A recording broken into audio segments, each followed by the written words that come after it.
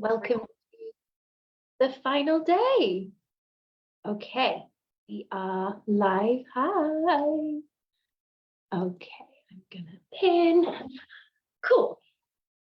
I am very excited. Final day. I think this has been, just a really great couple of days. I have been reading all of the comments and things in the Facebook group, and just love seeing so many people already implementing, already integrating some of this stuff, thinking differently about their days. Music to my ears.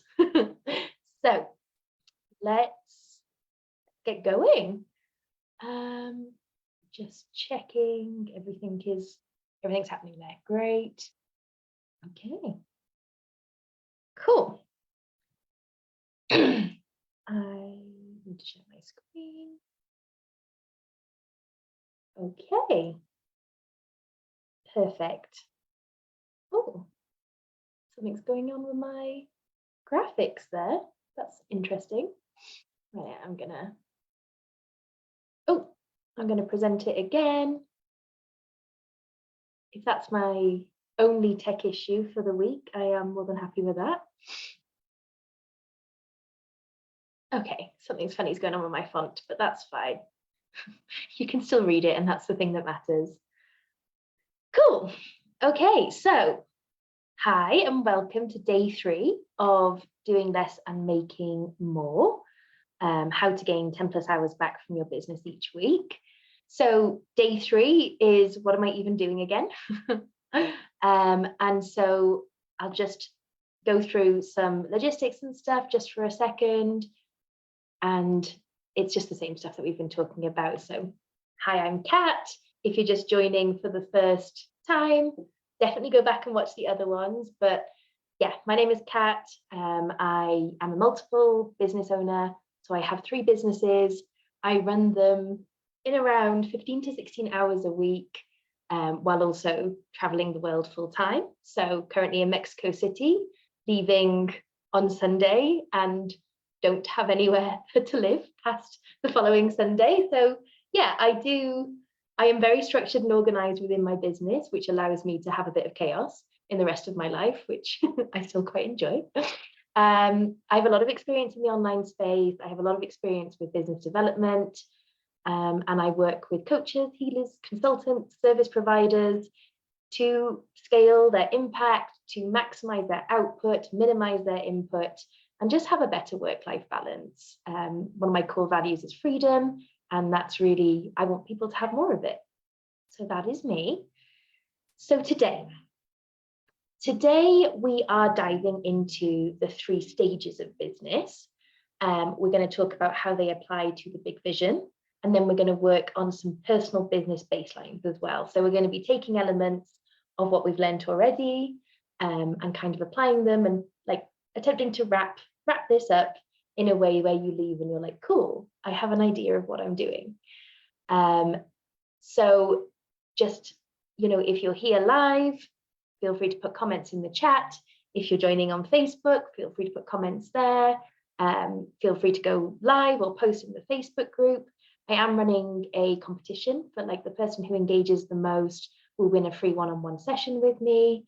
But just bring your questions, bring your comments. It's really exciting seeing everyone share. And I think it's helpful for everyone else as well to hear these ideas shared in different ways and from different perspectives. So really encourage you to do that. So the 3 stages of business. So the 3 stages of business, these are what pretty much every single business that I have ever encountered or read about go through. So this is the baby business stage, the sulky teenager stage, and the adulting stage. Now, these are consistent throughout businesses, but the way that you go through the stages isn't the same. So what I mean by that is, in general, thinking about that visionary, the visionary understands that we have to go through these stages, and it goes through them in a way where it's always looking forward to the next stage. So a lot of people get stuck at various stages, and that's because they're not getting into that visionary energy enough, and they're not utilizing the manager.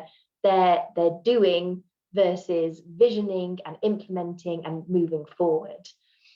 So really the way to go through these stages are, the way that I encourage going through life as well. So with presence, with knowing exactly where you are and what's happening so that you can both enjoy and understand the process and be present with that process. The other thing is just accepting that there's going to be growing pains, but looking at these growing pains as a sign that you were growing, right? So always coming back to, this is where the mindset and the vision comes in. Like you get to be excited about being at the different stages, because there's no right or wrong. It's just a process that we need to go through. So how can we come at it from a place of neutrality is really what I'm talking about here. So really looking at all these stages as your visionary and thinking about the next one. So I'm going to underline kind of what goes on with each stage. Sorry, I've got a bit of a cough. So first stage, baby business, right? So this is when you're just getting started, but that doesn't mean that you're new in business necessarily. So you might just be getting started in the terms of implementing a structure to your business. So during this stage, you are usually everything in your business. Like the business is you are the business, it's your baby, you put everything into it. And this is where, in simple terms, you've thought of an idea or you have a certain skill set and you want to offer it to people in the world. When I consider it becoming a baby business is when you're actually leveraging these skills and starting to bring in clients.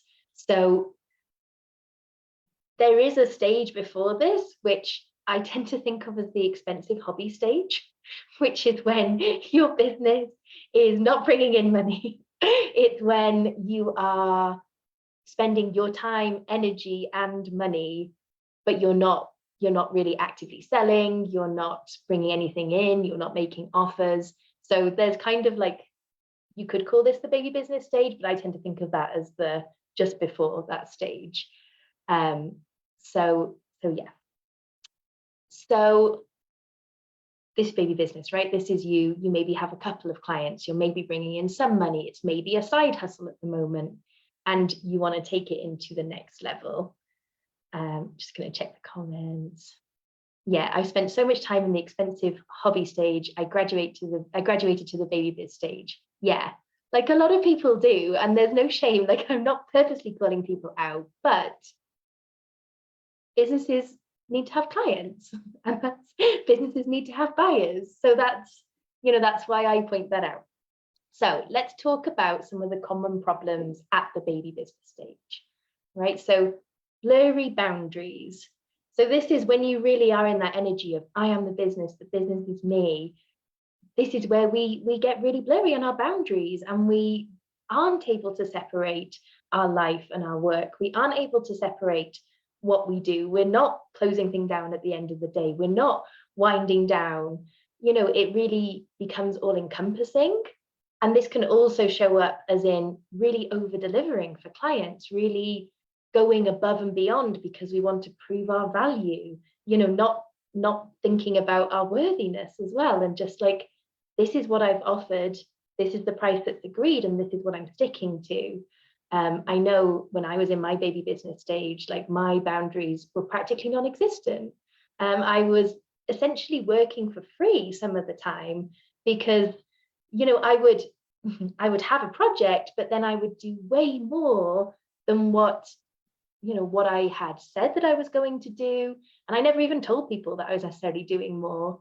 But that's working for free, right? So another issue is spending all your time in the doer and then not putting any energy into the visionary or the manager role, but just being like work, and just constantly dealing with what's in front of you rather than thinking like, how does this apply to my bigger vision?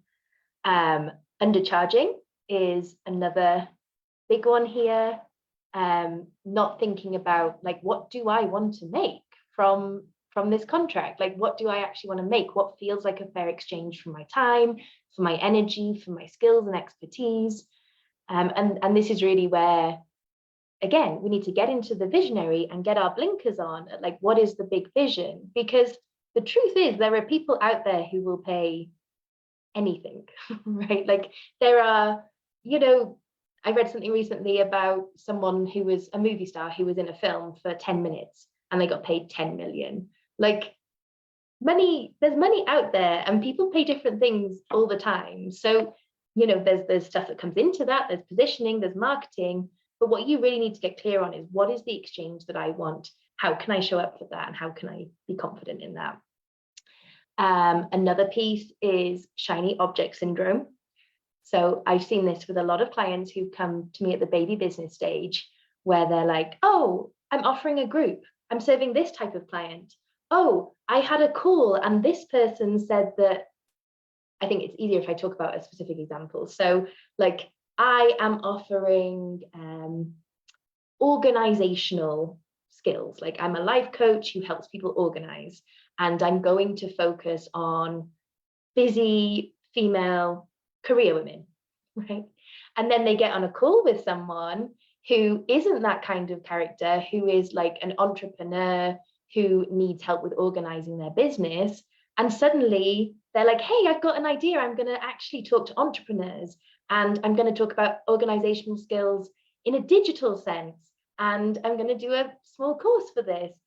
And then they speak to someone else and they're like, oh, actually, I think teenagers and parents are the people that I'm going to focus on. And I mean, when I say it all like this, it sounds funny, but I've seen people cycle through these things in about a 3-month period of working with me where they're like, this is the thing, this is the thing.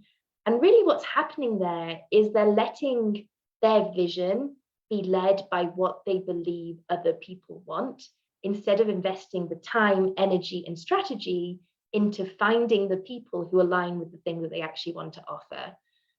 So again, like that still is blurry boundaries, but it's really not being locked in on your vision and sticking with it. And I'm not saying that we should never tweak strategy, and I'm not saying that you can never change the people that you offer things to, but it should be being led from within.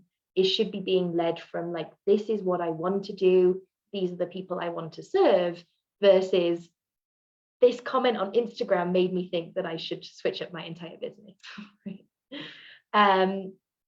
Just checking the comments. Yeah, this is where I'm at and why I'm here. Yeah, and I think that awareness of where you are in your business, that's so helpful.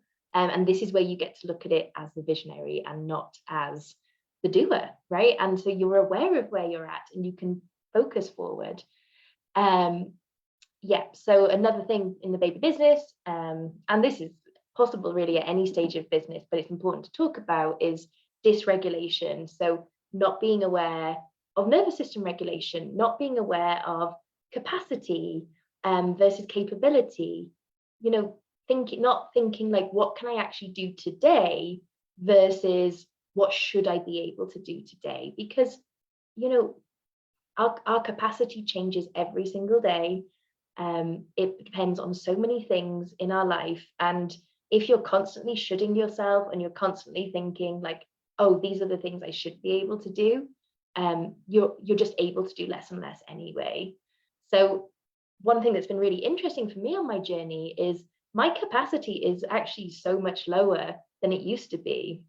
Like I used to work crazy hours. I used to work, like I basically had 3 full-time jobs on top of building my business, because I was like a freelance contractor, freelance project manager, and I got it all done, but I was close to burnout all the time. I was super dysregulated. I never spent any time on me.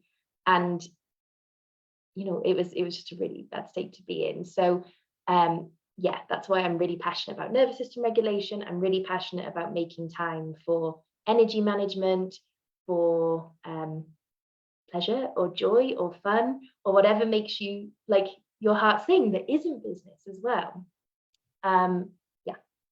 And then one of the final things that I really see at baby business is imposter syndrome as well. Like, who am I to be doing this? Who am I to be charging this? Who am I to be claiming that I can help people? And this is a really common problem, and this often comes from us looking again everywhere else but at our own business. Like we We look at what this person is doing, we look at what that person is doing, but we don't look at what we're doing. So like we analyze other people's businesses and structures and strategies, but we don't think like, what's the structure and strategy that I want to show up for in my business? And how can I keep coming back to that week after week? That's baby business. I'll just quickly check if we have anything. Seeing a comment in the Facebook group as well. I'm in a phase where I'm really wanting to create more structure at the back end, but I'm so not lit up by doing it. Yeah, totally understand that. And I think what we talked about on day one, I don't know if you've seen that piece yet, but in day one, it's really about, if you don't have the energy, like if you're not excited about doing it, this is where you kind of create roles or step into archetypes and time block time to do it. And we're going to talk about some of that stuff in today, so you're in the right place. Okay, so the next stage is the sulky teenager stage. So this is where things start to get really real in your business. Like you have clients, you have plenty of things to do. Again, very easy to be in the doer mode. But this is where your business is growing and it can often start to feel a little out of control. Like it's not necessarily doing the things that you want it to do, just like how I think of as teenagers, right? Like you have a vision, you had an idea of how it might look at this stage. You probably thought like, great, I need to get to this many clients and then everything will fall into place. This is the sulky teenager energy, right? Where you're like, oh, I just need to get clients in and then I'll have time to do all of these things and then I'll have money and then I'll have capacity and then I'll be able to get team and then I'll be able to put structures in. And it's that kind of, when this happens, then I'll be able to do piece, which I really see. So this is where like you may be making sales, but it's just really chaotic in the background. And I think this is probably what that comment that we were just talking about is about.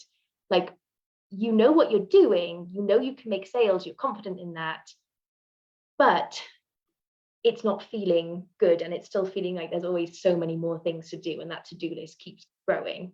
So this is where a lot of people do come to me because they have, you know, that they're making consistent money, maybe they've left their job, maybe they're full-time in their business, but now they don't know how to scale up because all of their time is currently being used up for what they currently have. And they're like, I don't know how people are hitting 6 figures, or maybe they're, you know, I don't know how people are making more than this because there's no time for me to fit clients in because the more that I have, the more that I need to do. So this, again, this is really like a growing pains kind of stage. And again, necessary to go through. This is often if you haven't put any structures in place when you're in business, baby business mode, and you've just been selling and getting people in, you then find yourself landing in the sulky teenager stage where you're like, all these things are happening and I don't know how to hold them. I don't know how to manage them.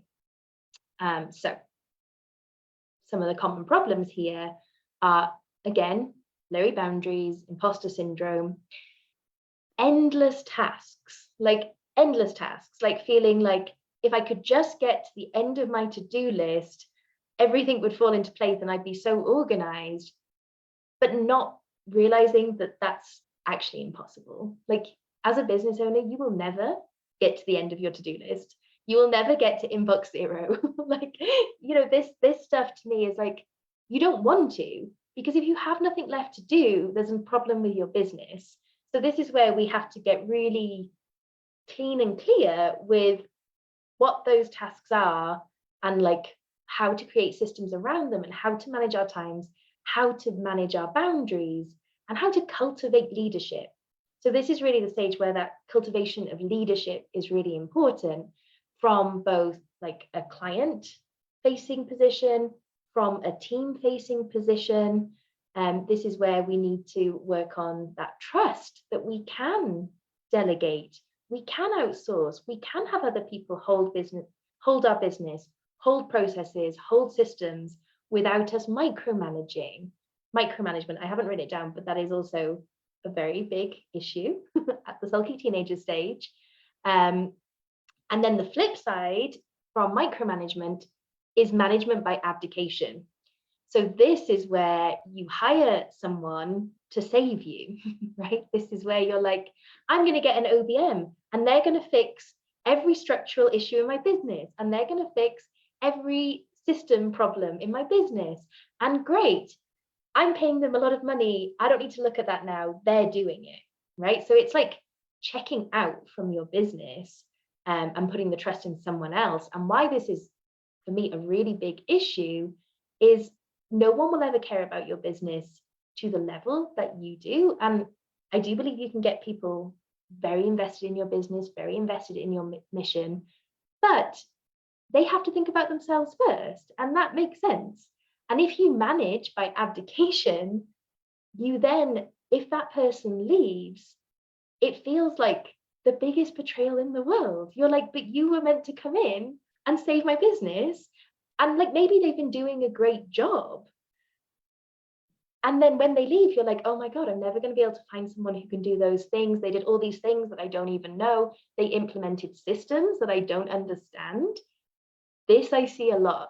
Someone hiring a team, an OBM, a VA, they've implemented everything over on Asana, Basecamp, and the person running the business has never logged into Asana. Like, they're like, oh, I don't like that system, or it stresses me out to look at it. No, no, this does not work. And this is why some of what we're talking about today, why it's really important for you to get used to being in manager energy and create systems that work for you. And, you know, this is harking back to some of what we talked about yesterday. The system that works for you might be a simple spreadsheet with, you know, tasks to be done, status, who's doing them, date. It might be as simple as being like, hey, OBM, VA, like, we have a weekly meeting, and after each meeting, I need you to write down exactly what we talked about, what the tasks are, and, you know, what's completed and what you need from me. It doesn't matter what the system is, it just needs to be a system that feels good to you, that makes sense to you, that if the person left and wasn't maintaining that system anymore, it would still exist. You'd be able to slot someone in, and you'd be able to confidently take over their role if you needed to in the meantime as well. So yeah, I have a lot to say about management at this stage. The like final piece here I would mention is, again, like, not actually selling. So this is that piece where you're like, I've got so much to do, I'm so busy, I've got these 2 or 3 clients, but you're not managing your boundaries, you're not managing your energy, and so you simply can't see places to slot them in. Or there's a subconscious piece of you that's like, well, if this is the amount of work I've got at this many clients, how can I possibly hold 3 more clients? You know, like, if I'm working 30, 40 hours now in my business, if I double my clients, that means I'm going to be working 60 to 80 hours. So not, you know, that's often like a piece in the background where we think that we can't take on more because we think that that has to look like more in the back end as well. So yeah, let me know, like, as I'm going through these stages, let me know where you think you're at. And there's like no shame in any of them. But coming on to the final stage, this is the adulting stage. So this is where your business starts to feel more like a well-oiled machine. This is where you trust your systems, you trust your team, you trust your structures, you know what it looks like when you don't show up for a certain amount of time. Like, you understand the impact. So like, if you don't post on social media, or if you don't do like those lead generation activities for a month, you understand the impact on your business down the line because you have data and information that you're looking at regularly. Right? So this is really where you get to scale and things start to feel good. This is where your business lines up with that vision that we're maintaining in the visionary stage. So there's no, like, there are always problems. So there's no like specific problems that I'm going to talk about at the adulting stage. There are always problems in business, but often at this stage, it's usually more internal stuff. So It's really just needing to strengthen your own trust in yourself and keep coming back to that big vision and not letting that slide off as well. So that's a brief overview of the different sections. And now we're going to go into a bit of an exercise. So what I'm going to invite everyone to do is just spend a couple of minutes, and I probably suggest outside of this call spending some real time with these questions. But what I want, I'm going to give you 2 minutes. Like, think about, how does your business look at the adulting stage? What does your week look like? How many calls do you have? How many meetings? How many team members? And just start to think about what that big vision actually looks like.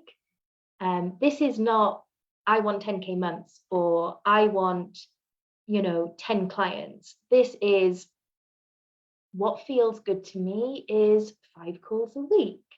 What feels good to me is to have a group course and one-on-ones. What feels good to me is to have a membership that I scale up. What feels good to me is to show up in one place or on social media, or to spend more time writing. So I'm just going to give a couple of minutes to think about that, and I'll do it with everyone as well.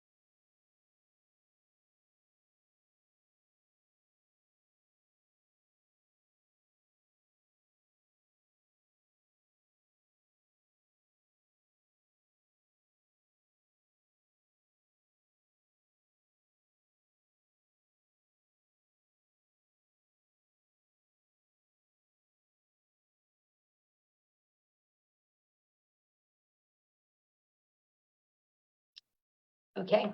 So again, like, this is just a brief time, but I really encourage spending regular time with this. So Inga shared, what feels good to me is to have 4 client calls a week, plenty of time to write about inner and somatic work, 1 part-time support person VA and a weekly check-in with them, 4 days a week, 1 8-week group program once or twice a year. Great. Okay, yeah. So I'll share some of mine. Like, my big vision, like, I have it mapped out to 500,000 a year, right? Like, I'm not there yet, but I know a route to get there, and I'm prepared to work it until it works. So my big vision is to have a really comprehensive mastermind that people are coming into, where they can really step into management energy, they can do the systems, structures. I want to have just a handful of one-on-one clients, because in general, I'm very hands-on with all of my clients. I want to have between 5 and 6 calls a week. I want to have a 4-day week. And some of this stuff already exists for me, like, so, which I'm, very grateful and happy for. Like, I already work a 4-day week. I already have around this amount of calls. And now for me, it's just scaling up the existing systems and structures that I already have. But I want to have time for one-off projects. I want to write a book. I want to eventually train people in my own like way of coaching, systems, structures, so that I can have people in my programs doing the coaching as well, but in my own methodology. So that's some of my vision. Next part of this exercise is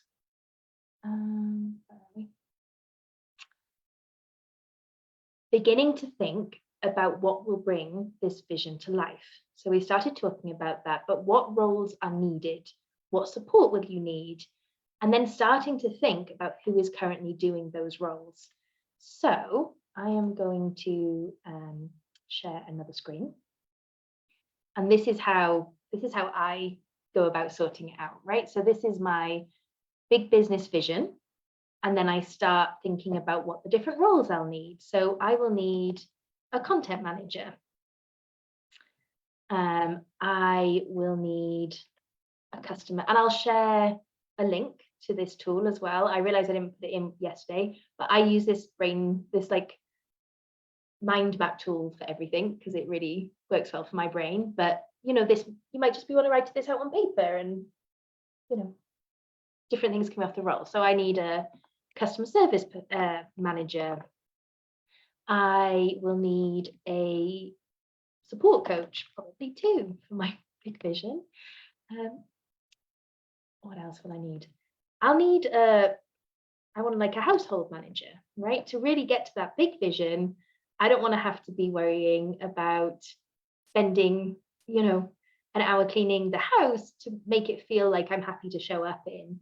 And that's one of the reasons I do live around the world, because I really do believe in going where I follow someone and they always say, go where you're treated best.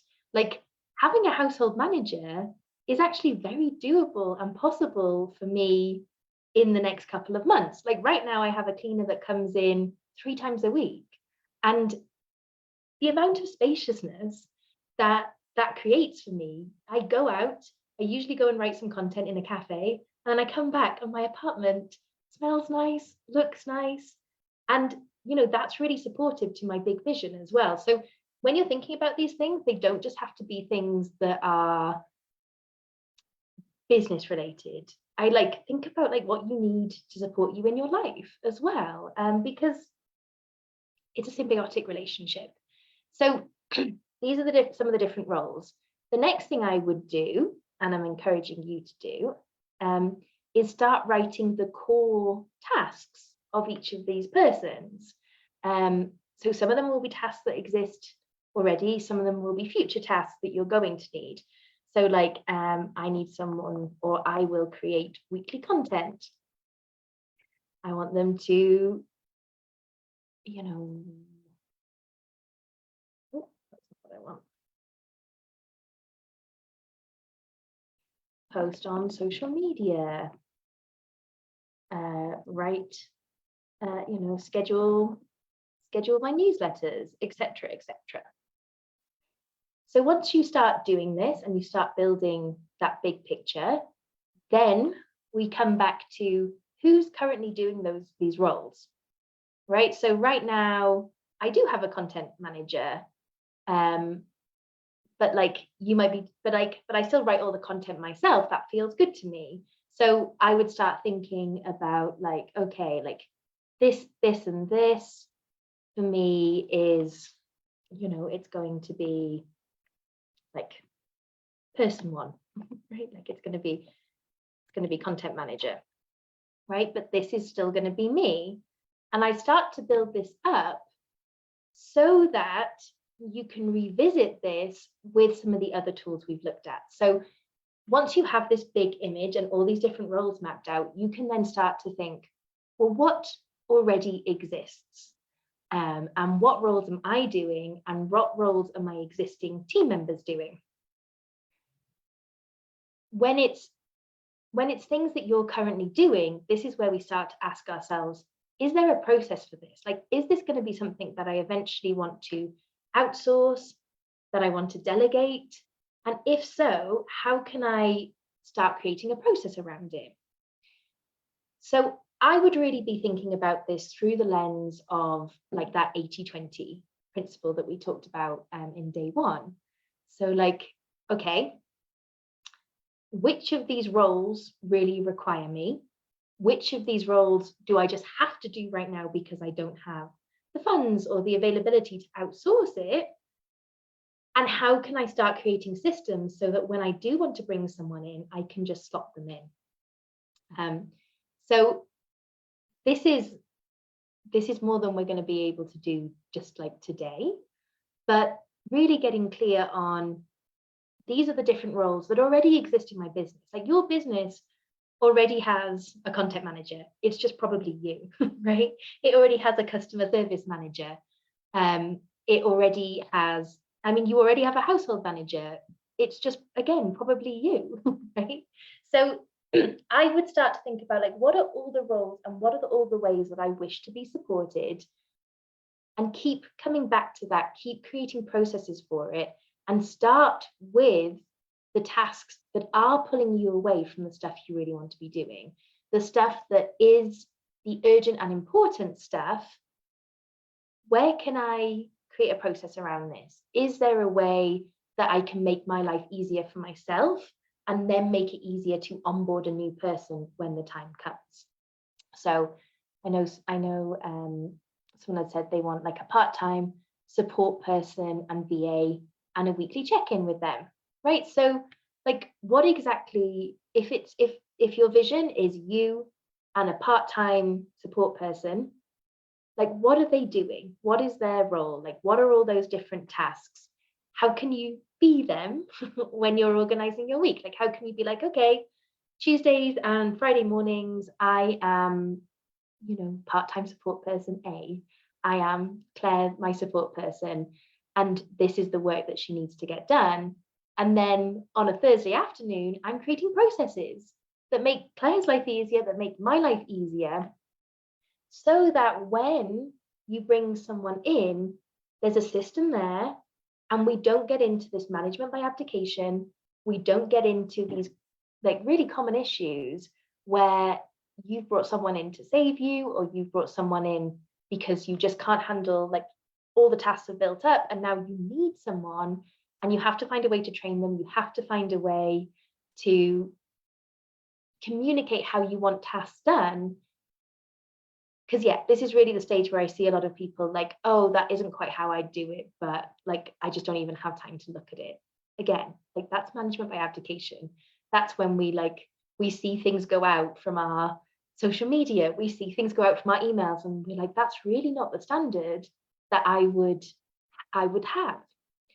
What often happens when we're in this phase and we're like, we just let those little things that are not at our standards build up, keep growing, until eventually we're like, oh, this person is not the right person for me. Like this person isn't as good as their job that they thought. This person, like we fire, like we fire people.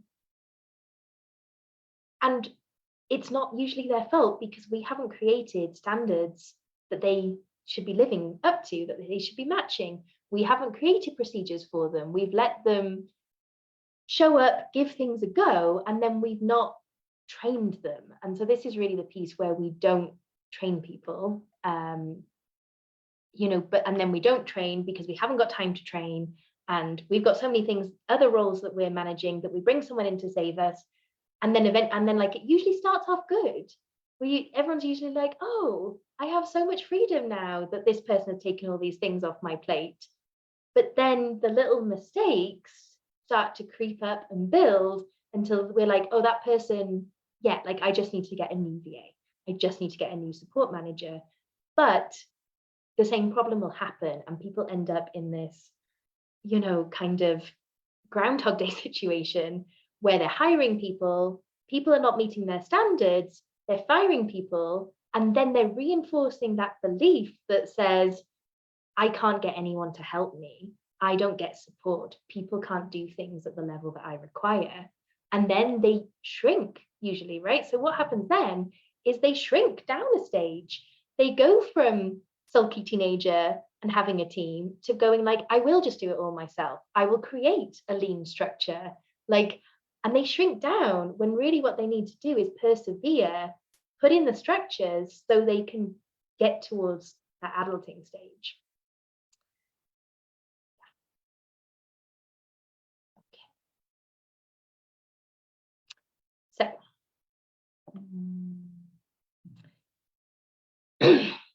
so the final thing I'd really invite you to do when looking at this, like when creating this mind map, when creating this vision, is to check in with it regularly. So this is part of your visionary business baselines. And I use the term business baselines. What I think of as a business baseline is something that needs to happen in your business for like it to keep moving forward. So business baselines for the doer might be, and this is where we go back to the mind map and we start being clear on what currently needs to happen. Business baselines for the doer might include some business baselines from the content manager role. It might include some business baselines from the customer service manager role. It might include some personal business baselines from the accountant role. And so once we have all these tasks, we start being like, okay, what is my doer's business baselines? What is my manager's business baselines? Like, and that's where we're like, okay, so my manager needs to start from here and start creating processes for all of the things that my doer is doing. And then for the visionary, I'm sorry, I don't know if you can hear that bell that's going off. Mexico City is the loudest city in the world. They have different sounds to convey different things. So like they have a different sound for when the people come to pick up your trash and you need to go and take it out onto the street if you don't have this, which I do. They have a different sound to tell you that there's sweet potatoes outside. They have a different sound for the truck that collects like junk furniture.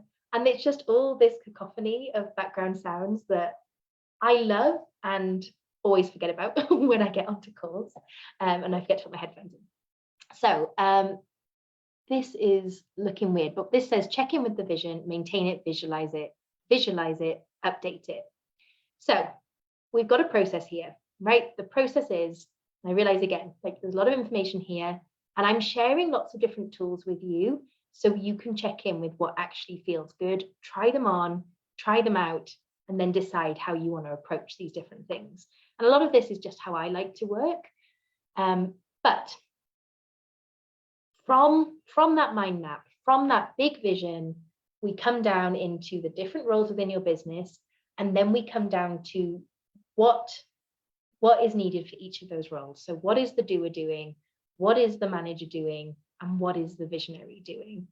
And how can we build our week around that? So I had a question, someone sent me a message from the group asking how I literally break down my week. So how I break down my week, I think about my week as a manager, and then I work out where my doer time is. So like Mondays, Tuesdays, and Wednesdays are my call days.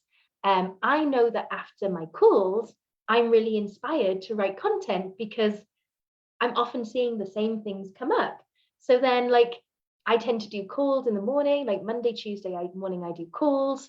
Then in the afternoon, I'll write some content. So like Monday afternoon, I'll write content.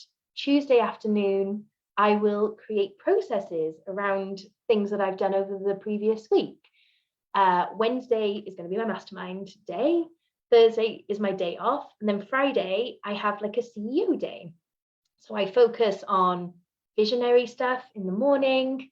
And then I usually bring like my manager in the afternoon and like think about what are we working towards? What projects are we maintaining? This will be also the day where I have team meetings. So I may do like another short video on that, but that's just like a quick overview of how I organize my week. Okay, so that's like our main exercise for today. That's some of the stuff that I wanted to share around. What I am going to talk about just for the next 5 or 10 minutes is my mastermind, because I'm officially announcing it today. So what I have coming up is the Do Less, Make More Mastermind. This is for busy business owners who are craving time, financial, location freedom. And this is really where we're implementing a lot of the things that we've been talking about over the last few days. So this is where we are balancing all of those roles. We are spending time in that manager energy, because that's really the piece that I see missing. And it's also my own personal superpower, right? So management systems and structures so that your business can start to scale up. So this is if you want to reduce the to-do list, but scale your income and impact. If you want to maximize your output while shrinking your input, like this is the mastermind.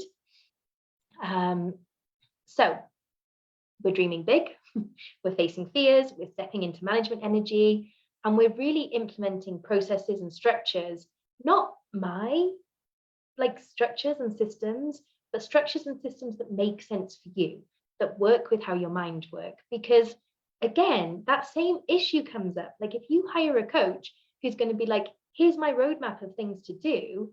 And like, I have tons of templates in all sorts of different areas and all sorts of different ways. What I'm always going to invite my clients in to do is feel if those systems feel right to them. Because again, it's management by abdication. If you bring someone else in, like I'm not a consultant, I'm a coach. I am going to coach and find out like what actually feels good here. How can you grow? How can you continue to show up for this system long after we continue working together? Because my goal is not to create a relationship where you need to check in with someone for every single thing you do. My goal is to empower people to trust themselves to create systems that work for them, trust themselves to stand in their leadership and tell people, this is what we are doing and this is how the system works, and like invite people to come along from the ride rather than handing over the steering wheel. So this is like, again, like this is a really common thing when people are, some specific examples of when people are letting other people kind of take over areas of their business. It's when people are coming in and being like, this is the system that I work in, then they're not the right fit for you. Like you should be leading the ship. You should be saying, this is the system. And when you have a great system in place, it actually saves you money and time and energy as well, because you don't need to bring in people who are the absolute best at what they do. You need to bring in people who are excited about your vision, excited to learn, happy to implement the way that you want things implemented. So like you don't need someone who has years of experience in the online space to come in as a business manager. You need someone who is excited about your vision, who is willing to learn your systems and willing to work with you to help improve and make them more effective and make them more efficient, and continually update those processes with you as a team, right? So, I don't often hire from within the coaching sphere. I hire people who are just excited to learn and get on with things. And most of my team members have been with me for 2+ years, because I empower them and I give them a framework to work within. And like they know what they're doing and they know that they can take time off. They know that I encourage boundaries. They know that I encourage not working in urgency. So yeah, team management is a big part of what I do. And when I say team management, like if you are someone who's inclined to be a solo entrepreneur or who is inclined to maybe just have one team member, like you're still managing a team. It just might be that you're taking on a lot of those roles, but you still need to manage all those roles. And that's the piece that people miss, right? They're like, oh, yeah, but it's just me. I don't need to know team management. You do. You need to understand when you're being a manager, how you're stepping into customer service, how you're stepping into structures. So yeah. And actually if anyone signs up to my mastermind, they'll get access to my, I have a team management mini course as well, which is a bonus. So all about balance. Here are some of the inclusions. So we are going to have small group pods of up to 6 people. We're going to have 3 monthly calls. We're also going to have a monthly content review session. So where you can show up, you can share content in advance, and I will be going through that with you. We'll be identifying, where you can tighten things up, where you're getting away from your content pillars, like how you're thinking about your structuring your content. We're going to have a monthly operations and systems how-to session. We're going to have a monthly business expansion masterclass. So, I'm either going to bring experts in or I'm going to do them myself about different elements in your business. We're also going to have a Slack channel, and there's going to be a kickoff call. So this is quite loaded with stuff, right? Like I am really pouring everything into this. One, because as I just shared, this is a big part of my vision. Like I really want to grow this mastermind. I want this to be a place that people know that they can come and get exactly what they need. I'm also really excited to help people grow and scale and create impact, because I see a lot of people in the online space borrowing people's methods, borrowing people's systems, trying things out, not sticking with things long enough. And then they get really lost because they're not building it with themselves and their own vision at the heart of it. So we are always going to be revisiting the vision. We are always going to be building the business around what you want. And I just really never try and force people to do anything they don't want to do. I'm never going to be like, you need to show up on social media every day. You need to do this. I'm going to be like, what feels good? How can we increase it? How can we make it more comfortable? And how can we scale it? So I'll just share quickly. So it's an 8-month container, which feels like a long time. And it is. And it is for a reason. Because honestly, it takes a bit of time to get to know each other. It takes a bit of time to get to know someone's business. It takes a bit of time for you to start feeling confident in your leadership and start owning these processes and building those systems. And really, it takes 6 months to start seeing results of strategies you input, of systems you input, of like team members you're hiring. I always say we need to stick with strategy for 3 months. We start seeing results after that. So 8 months feels like a really good amount of time for you to start seeing the impact of the work that we're doing all the way throughout. So it starts March the 13th. It's currently at early bird. It's $777 a month. And anyone who has signed up for this is also getting a $100 discount on that as well. And I also have an upgrade, which is a monthly one-on-one call for me.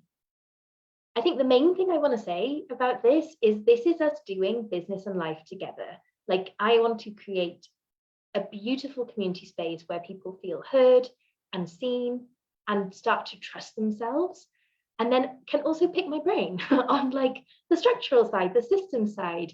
I can help them sort out some of the chaos if they feel, like they're not inclined to be in that manager role at all. Like, let's start. I want us to invite your managers in, start working with them, and start building their confidence as well as always coming back to that visionary as well. So that's the mastermind. That's us wrapping up this 3 days. We have a couple of minutes, so if anyone has any questions, either about anything we've covered so far or about the mastermind, like you're welcome to drop them in now. But yeah, I just want to say, like, I'm so pleased that everyone showed up for this. I'm so pleased that it seems to be creating some action and impact, and people know what they're doing. The Facebook group will be open for a few weeks, so feel free to revisit anything. I'm going to be dropping some resources in there. I'm going to be sharing some ideas and thoughts. If you have questions, put them in. I will respond. I will go live and share about them, but I really want people to take these 3 days and integrate and implement, because that's really the big missing piece that I see in the online space in general.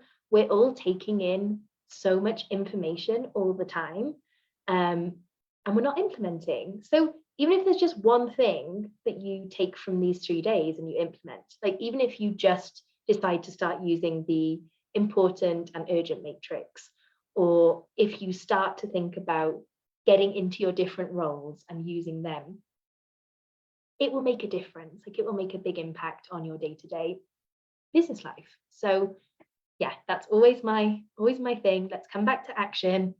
And feel free to, yeah, come in, share as you're doing these things, shares that what come up. And if you think that if you know this is a problem, if you know the implementation is a problem, like, come join the mastermind. We're going to have a lot of fun. It's going to be really exciting.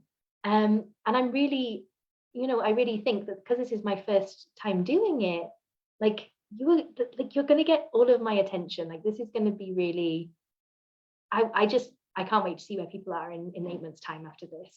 So great. Okay. Well, just checking comments. Okay. So that's the end. But I will see you in the Facebook group. And yeah, see you over the next couple of weeks. And you'll be getting an email with all the replays and all the things. And yeah, just thank you so much for being here. It's been so much fun.